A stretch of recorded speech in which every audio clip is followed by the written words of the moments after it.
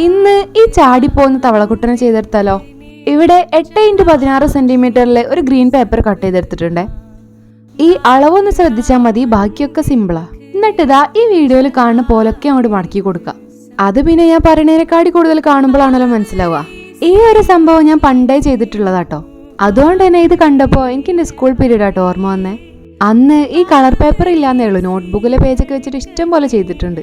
അന്ന് ഏതെങ്കിലും ഒരു കുട്ടിക്കൊക്കെ അറിയലുണ്ടാവുള്ളൂ, പക്ഷെ എല്ലാവരും നോട്ട്ബുക്കിൽ നിന്ന് പേപ്പർ കൊടുത്ത് എങ്ങനെയൊക്കെ പഠിച്ചിട്ടേ പോവുള്ളൂ. എന്നിട്ട് വീട്ടിലെത്തിയിട്ട് ഒന്നും കൂടെ ഉണ്ടാക്കി അനിയത്തിമാരുടെ അടുത്തൊക്കെ കാണിച്ച് ഒരു ഷോ ഓഫ്. അത് നിർബന്ധ. പണ്ടൊക്കെ നോട്ട്ബുക്കിന്റെ പേജ് കീറിയിട്ട് ഇഷ്ടം പോലെ ക്രാഫ്റ്റ്സ് ഒക്കെ ചെയ്തിട്ടുണ്ട്. അങ്ങനെ നോട്ട്ബുക്കിൽ 2 പേജ് മാത്രം ബാക്കിയുള്ള ചരിത്രമൊക്കെ ഉണ്ട്. ലാസ്റ്റ് വീട്ടിൽ നിന്നും സ്കൂളിൽ നിന്നും രണ്ടോടത്തുനിന്നും തല്ലും ചീത്തൊക്കെ കേട്ടപ്പോൾ റെഡിയായി. അന്നത്തെ കാലമൊക്കെ എന്ത് രസമായിരുന്നല്ലേ. ഏതായാലും പറഞ്ഞു നമ്മൾ സംഭവം റെഡി ആക്കണം. കുറച്ച് പേപ്പർ ക്രാഫ്റ്റ്സും കൂടെ വീഡിയോസ് ആയിട്ട് വഴിയേ വരുന്നുണ്ട് കേട്ടോ. അപ്പോൾ നിങ്ങൾക്ക് വീഡിയോ ഇഷ്ടമായിട്ടുണ്ടെങ്കിൽ ലൈക്ക് ചെയ്യുക. ഇതുപോലെ ജസ്റ്റ് ട്രൈ ചെയ്ത് കുട്ടികൾക്കൊക്കെ കാണിച്ചെടുത്തോക്ക്. Okay, by.